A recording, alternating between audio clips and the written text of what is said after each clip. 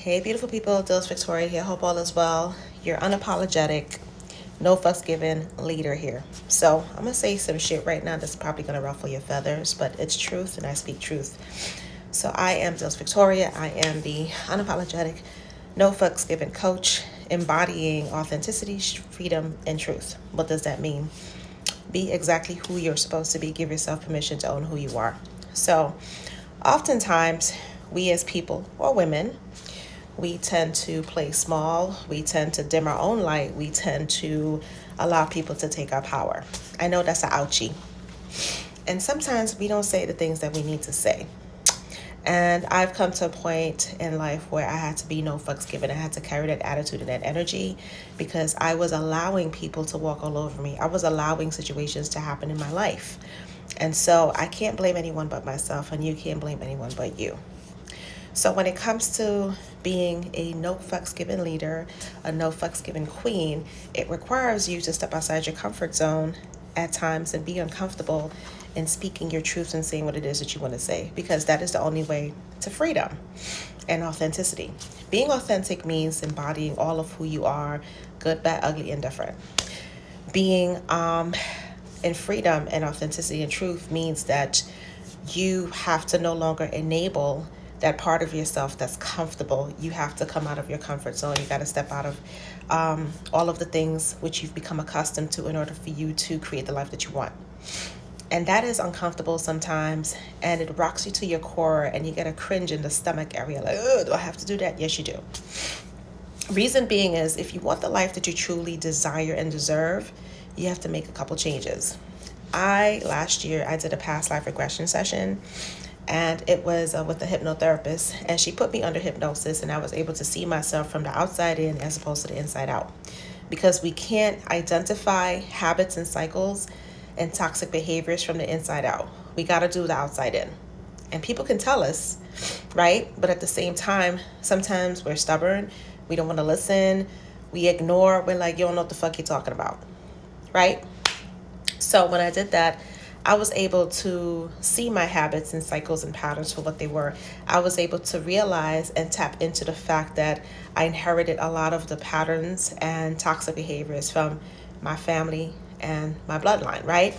So I had to make a choice. Either I stayed in that mindset, or I removed myself from that mindset, break away from manipulation, break away from stonewalling, break away from gaslighting. You get the gist. And had to walk into my power.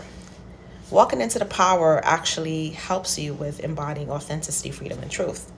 Walking into your power means that you have to hold yourself accountable and responsible for all the parts you play in your life and all the parts you play in people's lives that you encounter, fuck with, whatever the case may be. And that's hard sometimes because we want to place blame on other people. But sometimes we have to place blame on ourselves. I said in the beginning this was going to be uncomfortable. You mean I want to hear it, but you're going to have to. Or you can scroll. One out the two. I don't care. But if you're a woman or a person who wants to embody authenticity, freedom, and truth, you have to tell yourself the truth. And telling yourself the truth is the hardest thing we have to do as human beings. Example, I was in a relationship last year for a year. And every time me and this person had a disagreement, I was in fight or flight mode. I didn't know if I wanted to stay or go. I used to wake up with a heavy heart. And I'm like, well, maybe if I did this, maybe if I did that. But the fact of the matter is, person was not for me. And sometimes we hold on to shit that's not for us. We hold on to people that is not for us. And we know deep in our hearts and to the core of our soul that these people we shouldn't fuck with. And so I had to tell myself the hardcore truth because I didn't want to, have another failed relationship, this, that, next, and the third, making all the excuses in the world. And everyone around me was like, bitch, you should know better. You should know better. So I mustered up the courage and strength to say, you know what? I don't want to be in this relationship. This doesn't feel like love. I can't be my full self with you. It's not working. Done. And walked away. Did it hurt? Yes, like fuck. But I'd rather do that than stay up late at night crying. My heart is hurting. I can't sleep. I'm tossing and turning. My rest is not being what it's supposed to be. So sometimes you have to make these hard decisions for yourself. And at the end, you have to detach from the feeling and the emotions of it, because it's only going to bring you down. You have to get to a point where you got to be like, no fucks given. And you're not doing it because you don't care. You're doing it because you care about you. You're doing it because you're putting yourself first. You're doing it because you're a priority. You're doing it because that's what's best for you. And sometimes as women, especially women, we want to give. And if I love this person, more, if deep enough, if I do everything they want me to do, if I overcompromise, if I overcompensate, if I do all of the things, if that person was going to change, that person would have changed a long time ago. Right? So I spoke to a shaman friend of mine, and I was telling her about the situation, and she said, when you change, everything around you changes. I'm going to say this one more again. When you change, everything around you changes. And it's the fucking truth. So I started, and I'm a person who's always doing work. I'm a person who does a lot of self-investigation, self-inventory, self-introspection. What's going on with me? How do I feel? I pay attention to my spirit. I pay attention to my heart. I pay attention to the racing thoughts. I used to be a recovering hypochondriac. I thought everything was wrong with me. And I do have a racing mind. So I had to learn how to discipline myself to pivot negative imposter syndromes to positive, powerful thoughts in order for me to be in a space of no fucks given. And it's the hardest thing to do when you've been accustomed so long to think the same thing where you are in autopilot. Perfect example. You could be driving from work to home and your mind is racing, but your mind also knows and your body also knows how the fuck to drive your way home. And sometimes you don't even know how the hell you got there because your mind is going autopilot. And so we have to get ourselves out of autopilot in order for us to really, really be present with ourselves, where we know exactly what we want, who we are, where we're going, who we're becoming. And sometimes that's hard because we have so much experiences, so much trauma in our bodies, and so many things that's happened to us in our lives, and we stay there on autopilot without realizing it, and we dissociate. I was dissociation queen.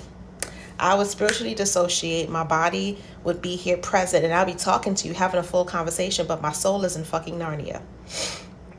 So I had to bring my soul and my spirit back to me and reunite it as one with my body and my mind. And have that level of awareness where I can be authentic and show up truthful and show up in my freedom. The tattoo I have says free. It's my accountability to consistently be free within myself. The tattoo over here says fearlessly authentic. It's for me to continue to be fearlessly authentic. I didn't realize that. And I have a tattoo that says love and live in truth. So I embody and I teach, I write, and I speak authenticity, freedom, and truth for you to be your unapologetic, unfiltered self with no fucks given. I was already manifesting these things on my body without realizing that's what I was doing. I've always been a person to be authentic. I've always been a person to just say fuck it and jump. And we'll see what happens. Sometimes you have to bet on you and you just have to say fuck it and jump and go into the unknown. There is beauty in the unknown. Yes, it's uncomfortable, but there's beauty in the unknown. There's still struggles and obstacles in the unknown. But how are you going to know who you truly are? How are you going to discover what you're made of unless you just put your 2 feet on the ground, right? And you just jump. Jump.